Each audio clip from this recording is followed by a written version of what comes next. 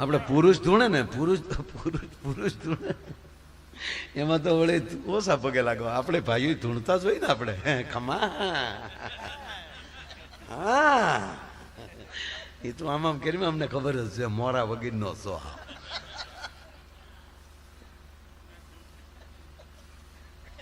પણ ખમા જો કોઈક બેન ધૂણતા હોય ને તો આખું ગામ પગે લાગવા. હે માં હે માં આખું ગામ પગે લાગે. પણ મુંજાય કોણ? એનો ઈ બિચારો કેમ કે હે માં. મને હમણાં ખબર પડી ધર્મેન્દ્ર ને હેમા માલી નોખા કેમ રહેતા થાય.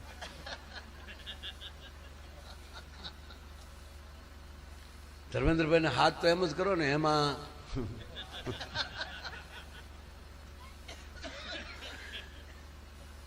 એક મહાન કલાકાર આપણી વચ્ચેથી ઉંમર લાયક થઈને વહી ગયા.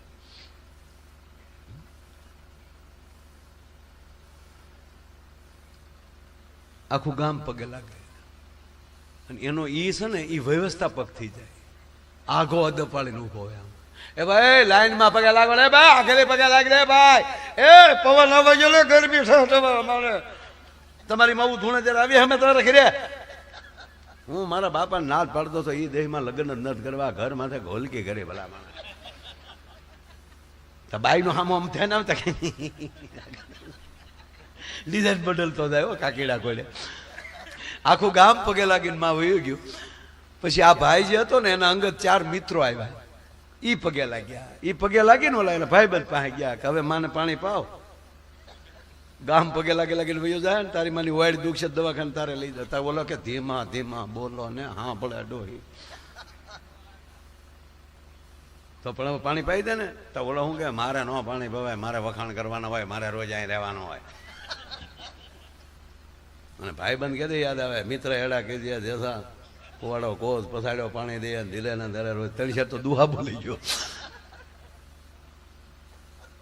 તેમાં હારે એક ભાઈ હતા એને કીધું કે આ દુહા તારે હાટું નથી લીકે ડોહા પાણી પાઈ દે. અરે કે તમે મિત્રો કદી કાંઈ આવો જાવ જાવ તો ઓલા પાછા શારે ગયા ને શારે પાછા પગે લાગી કે માં ખમા કરો થાનેક થઈ જાઓ. હવે કોઈ બાકી નથી. બધાય પગે લાગી લીધા. હવે કોઈ બાકી નથી. કીધું નું અતાર છેડ્યો.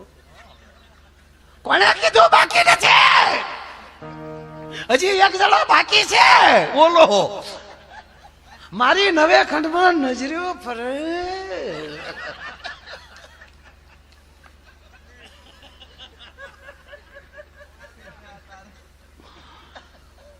પાછા ઓલા 4 જઈને ઓલાને કીધું તારું કે તારી માં પગે લાગી લે ને એટલે પૂરું થાય. તો ઓલો કે મારે થોડો લગાય તો ભાઈ લાગી લે ને. આમ થયું કોઈ ઘરે ન હોય ને એકલો હોય ત્યારે ભાઈડો થઈ જાય. ઓલો ગયો પગે લાગવા. એ પગે લાગવા લાંબો હાથ કર્યો અતાર વધ્યો. કંકો ખરે કંકો.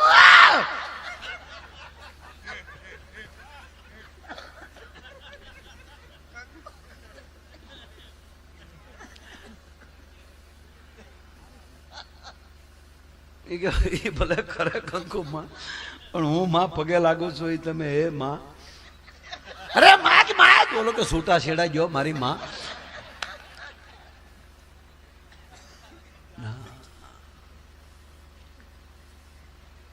ભાવથી ભજો સન્મુખ બેઠા છે.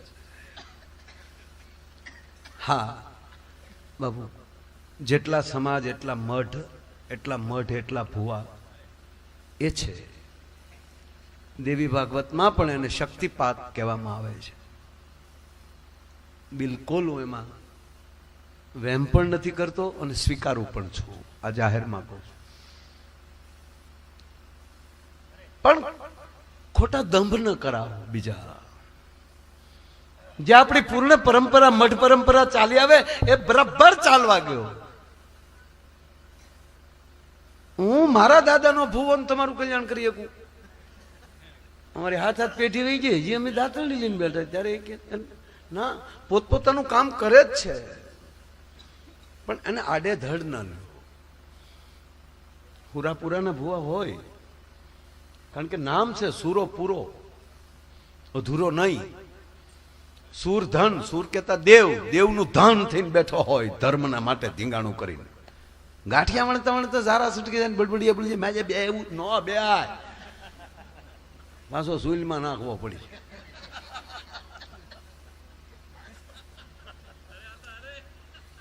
ખરેખર કહું, આપણા જેટલા મઢ એમાં આપણો ક્ષેત્રપાળ બેઠો હોય છે, આપણો સૂરો પૂરો બેઠો હોય છે, એને પ્રણામ કરું. કોઈ એવો સમાજ ન હોય કે એની કુળદેવી ચારણ જગદંબા ન હોય. એના માટે કોઈ જાતિ ભાતી નથી સાહેબ.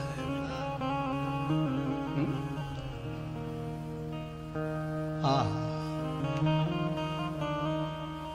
દિલ્હી અકબર ને પરચો દઈને માં આ રાજલ આકાશ માર્ગે હાલી આવતી હતી. આવું રૂપ, આવા સ્વરૂપની જગદંબા માં તમને જોઈ દે ત્યારે ક્યારેક ક્યારેક અમને વરુડી આવી છે એવું લાગે, રાજલ આવી છે એવું લાગે સાહેબ. આ ભગવતીઓ બાપુ જોઈએ ને, માના દર્શન કરીએ ને, માની લો કે આજનું વિજ્ઞાન છે એ તો એઆઈ તરફ જઈ રહ્યું છે, અને કાલ સવારે કોઈ આપણી ઉપર શંકા કરે ને કોઈ એમ કહે કે તમે કવિઓ છો ને તમે લખી નાખ્યું છે, પણ તમારામાં જ આ ભગવતીઓ થયું એનો પુરાવો શું? ત્યારે કહેવાય કે જોઈ લે અહીંયા બેઠી ને ભગવતીઓ. એટલે હવે નથી લાગતું કે આમાં થયું હોય, થેલમાં જ થાય. આ પુરાવા છે. ને આકાશ માર્ગલી ભગવતી નીકળ્યા. હારા રા રા નીચે નજર કરીને બાપા જાણે દારિદ્ર્યનો ઢગલો જાતો હોય એની માથે માનો પડચાયો પડ્યો. એક બળદગાડાનો એક ખેડૂત હતો તો વેપારી, પણ ચિત્રે હાલ કપડા, દુબળા બળદ, બે હાઠુભાઈ નો ભળતો એમ બે ગાડાના પૈડ્યા આમાં મામા હાલ્યા જાય. અમુક ના જ ગાડાના પૈડ્યા સીધા, બાકી તે પાટા આડાવડા હોય. અમારે રવુભા હતા ને તેની ગાડું એક એવું હતું, ગામમાં ગલુડા નો જીવતા રહેવાય.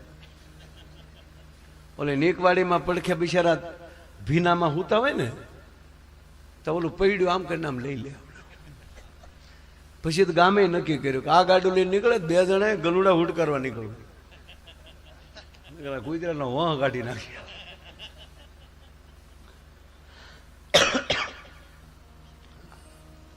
માને બાનમાં યાદ કરો, કેવી આપણી માઓ.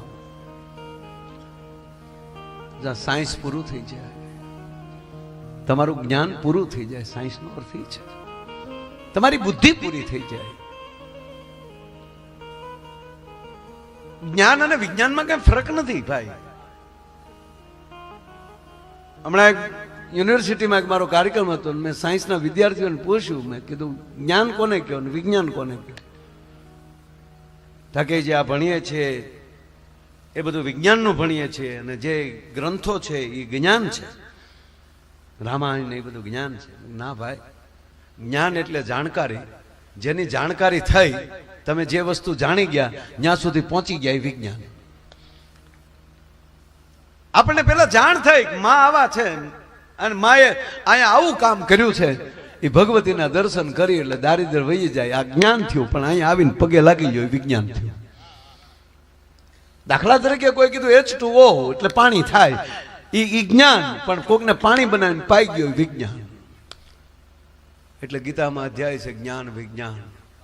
અને મારે બાપુ ગૌરવથી કહેવું છે કે આપણી માવું જ્ઞાની પણ હતું, વિજ્ઞાની પણ હતું. ફળ આપીને દેખ એટલે આમ થાય તો આમ થાય અકબર. પણ કેવી પાછી દિયાળ્યું, ઠેઠ સરાવડાના નેહલી માર કરતી આવતી હોય ને અકબરને જેથી પસાડ્યો અને આ બધા ત્રિશુળનો ઘા કરવા ગઈ અને પડ્યા મોઢામાં શબ્દ નીકળી જાય કે અમ્મા જાન મુજે માફ કર દો. સાહેબ ત્રિશુળ ઓઠે અટકી ગયું. એ પાપિયા, મારવા આવી હતી તને, પણ તું મને માં કેમ જો હું મારું તો આ દેશનું માતૃત્વ ઘટી જાય. આવીથી મારવા હવે કહું છું માય ઈ માવું.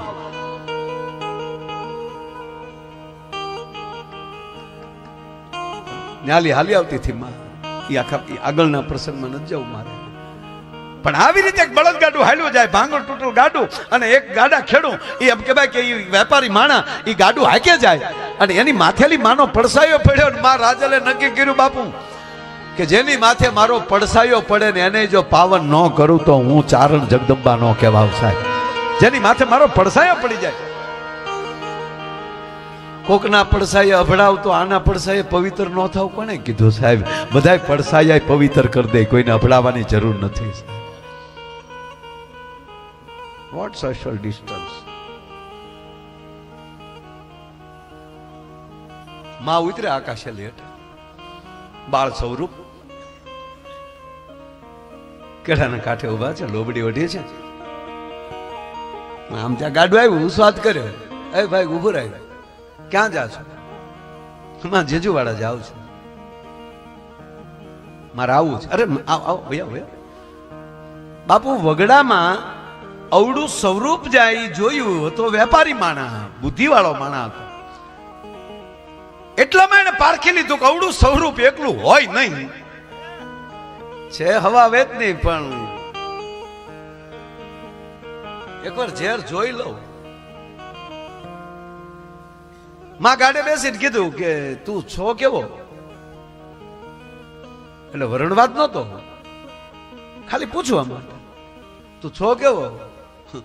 કે માં ગાડે બેઠા પછી પૂછાય નહીં, પાણી પીધા પછી ઘર ન પૂછાય. કે બુદ્ધિવાળો થામાં કવિ કહે કે માં છો વાણીઓ, કે વાણીઓથી ને આવી હાલત. તું વેપારી થઈને આવી હાલત તારી. કે આમાં હું ગામડામાંથી નેહડાઓમાંથી ઘી નો વેપાર કરું, ઘી લઈ આવું અને પછી શહેરમાં મોકલું. ક્યારે નીકળ્યો? તો ખબરમાં. આ તો હાથ પડવા આવી છે. અને તરત બાપુ એને પારખવા માટે જોઈ તો લઉં. એટલે આને શું કીધું કે પણ આજ કોઈ મને માલધારી મળ્યું નહીં. કોઈ સવારમાં નીકળ્યો તે કવારિકાના હકન છે, એમાં મારો દીપ બગડ્યો. અરે તારું ભૂંડું થાય, કવારિકાના હકન કોઈ દી મોડા હોય નહીં. તારું નામ શું છે? મારું નામ પાનાચંદ. હવે પાન્યા વાહે જો પાછું વાળું જોઈને બાપુ તો એકડે ઠાઠ ઘીના ડબ્બાથી ગાડું ફરે. હું ધૂપેર વહી ગયો. માં આ બાજુ વહી આવો, આ બાજુ પારખી ગયો. માં મને માફ કરજે.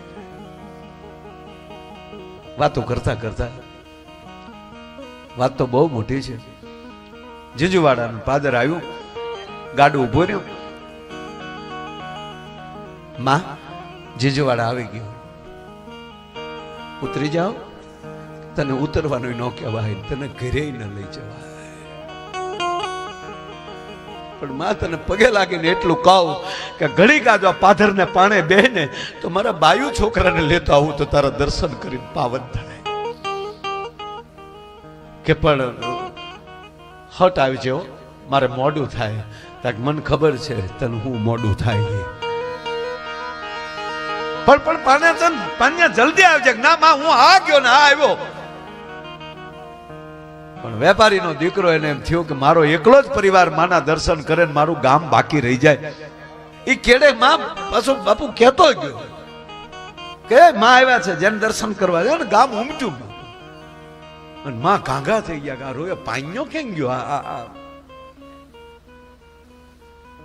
આખું જીંજુવાડા આવ્યું બાપુ. માં નેજા માંડે કે આ પાન્યો ક્યાં ગયો? તા તો બાઈઓ છોકરા નવરાવીને ધોવરાવીને નવા કપડા પહેરીને ડોકમાં ખેસ. હાલો છોકરા, હાલો છોકરા, આપણી કુલની દેવી થવાની છે. બાપુ પારખી લેવું ને એ મરદાનગીની વાત છે. જીજુવાડામાં બધા નો પારખી ક્યાં? એ વાણિયાનો દીકરો પારખી ગયો કે આપણી માં બેઠી છે. દીકરાઓ એ પાન્યા, અરે માં મારા ગામને પાવન ન કરું તો તું વેપારીનો દીકરો નો. તારી ઈ વાત ઉપર હું પ્રસન્ન થઈ છું. શાબાશ પાનાચંદ, શાબાશ. માગ બેટા માગ, માગ. શું આપું તને? માં કાઈ નથી જોતું. આપ પધાર્યા દર્શન થયા જ મારા માટે. નહીં પાન્યા કહું છું, રાજલ કહે તને માગ કે તો માગું એટલું માં કે જે બહેણે બેઠી છો ને જે પાડા ઉપર એ પાણે આવીને પુકાર કરું તેથી હાબદી થાજે. ભાઈ અત્યારે કાંઈ કામ નથી. જે પાણે બેઠી છો આ માઉના બેહડા એવા છે બાપ. એના થડા એ કહેવામાં આવે. એ થડે બેઠ્યો ને આ વડ, આ વડી, આ મોટી,